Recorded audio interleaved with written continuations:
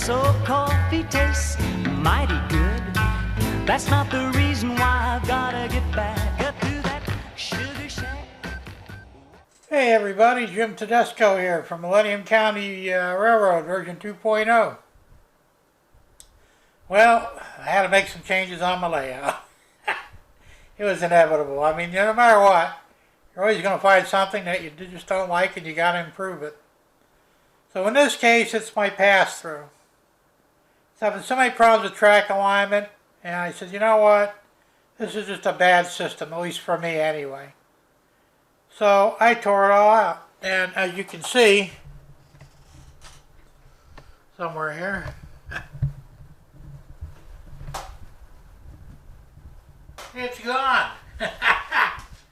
It's just plain up, got up and walked out. Well, not exactly, I tore it out, but I decided I'm going to do a tilt-up with the hinges being on that side over there. So what I did is, I've lengthened my table, my bench work right out here. I brought out another, actually 10.5 inches, and that's going to be stationary there. And the drop part, see if I can do this without, hopefully, it's hard to see the camera at the same time I'm doing stuff. Alright, so what I'm doing is I'm going to have my hinges here on top, and it's going to flip up and then land over here. I got to put a section on the bottom here, a lip. So I already cut the wood, well, I didn't cut the wood yet, but I got to cut this some more. And it's going to be sitting here just like so, up underneath and with an overhang, except you won't see an overhang on the edge. Just out here it's going to overhang. So, and that'll be the stop for it. Plus I'm also going to have alignment pins.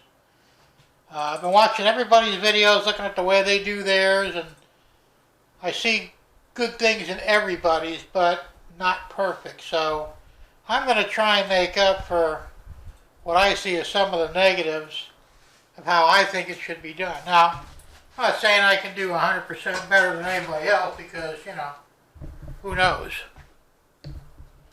Alright, angle this back up here again.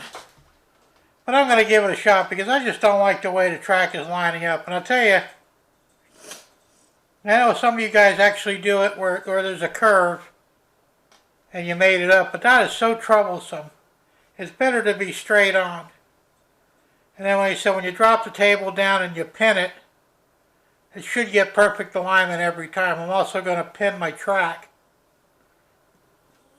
That'll be good mostly, but on the edges where it meets up on both ends, it's going to be pinned on each side. So it can't go anywhere. I was going to get those track alignment, I'm not sure what they're called. James Galton had them, and they're a great idea, but they're kind of pricey. And they're coming at an angle, and I'd be looking at about $40 to get what I need. And that's a little more than I want to spend. And I figured, well, I get the same thing if I just nail down the track. And you would. I mean, there's no real difference. So, I'll put holes in each of the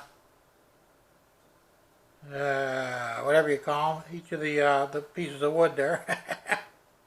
I can't remember what it's called. Yeah, my mind doesn't work as good as it used to. But I'll pin them, and I can put 3 or 4 nails on each side of the track. And that should get it. As a matter of fact, instead of putting them in the middle, maybe I'll put the pins on the ends, outside the rails instead of inside the rails. We'll see how that works. But I'm going to document this whole thing. And this might be a multiple part video because I don't want to drag it out too long. But anyway, that's what I'm doing. Because like I said, I don't expect perfection, but I expect to be able to run the train around the track and not have derailments. And the thing is, it runs sometimes, but other times you're getting a derailment. So, and I think most of it because of the curves. So I'm going to eliminate the curves. And unfortunately, the way a swing door works, you've got to have a curved section so that it rolls out of it. And that was another problem too. I had a pretty large gap between the tracks. And I was trying to eliminate that, and instead of just cutting the track, I'm going to cut it at an angle. So that you got your track here, and it'll actually lay on top. So I'll grind this track a little bit, and this track on the bottom. So when it lands in, it actually lays on top of it, and you have a flush track. Not that easy to do, but I'll figure out how to do it, and that's how I'm going to get it done. So there'll be no real gap in the tracks, at least not on this end. On the other side, you have to have a gap. There's no way around it. But the gap, I've got some really, really thin cutoff discs from my Dremel tool. So that you're probably looking at, no, I don't know, really tiny gap, less than a millimeter. So that and plus it's straight, so you won't have problems with, the trucks, they just don't want to, they don't always want to follow it if there's a gap in the track, even if the gap is small. There's always that chance it'll catch wrong and derail the train. So at least if you're straight, you don't have that problem. So I've got to realign some of the track back from the drop in, but that's fine. It's not a big deal.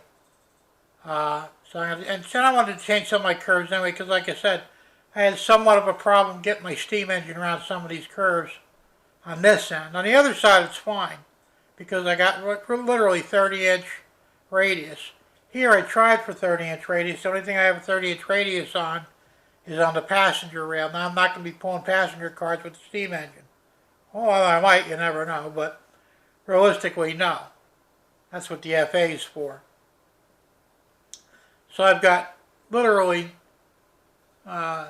two freight rails that I'd like to at least sometimes run the steam engine on. So they've got to have wide enough curves. Even though, and I'll tell you what, it tells you right on the box, we'll run on 18 radius curves. Bullshit. Okay? I mean, if you have a short one, maybe. But this is a fairly long steam engine. What does it say? A 482, I think. Yeah, so I think it's a 482. That's a long steam engine. And because it doesn't have separate drive wheels where they're independent of each other, they're all connected in a straight line, you've got to be able to negotiate the curve. And you just can't do it on 18-inch radius or 18-degree radius. So hopefully I'd like to get at least between 28 and 30-degree radius on the two freight rails on this end. And I should be able to do it because I've got plenty of room for it, so I think we'll be okay. But we'll find out later on when I get to that point. So right now I'm going to shut up and I'm going to go back to work. I'm going to cut the camera off. I don't want to bore you guys with me actually building this thing. But I'll bring the camera back out when we're ready to do, when I've got some more done. And I'll just keep on doing that. And you'll see each stage of it as it's being done. Alright, so hang on. I'll be back in a bit. Alright, so here we are. Back again. And I got most of this, well, I got the framework done. And it swings right up like so. Rest back there like that. I don't know if you can see that or not with me in the way.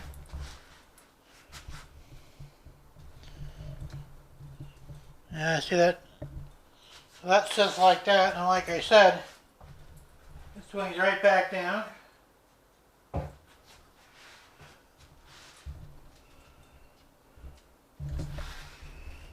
Let's go over here a little closer to the action. Swing by over here. Yeah, it actually works pretty darn good. The only thing I've got to do, I got these legs that go down to the floor here.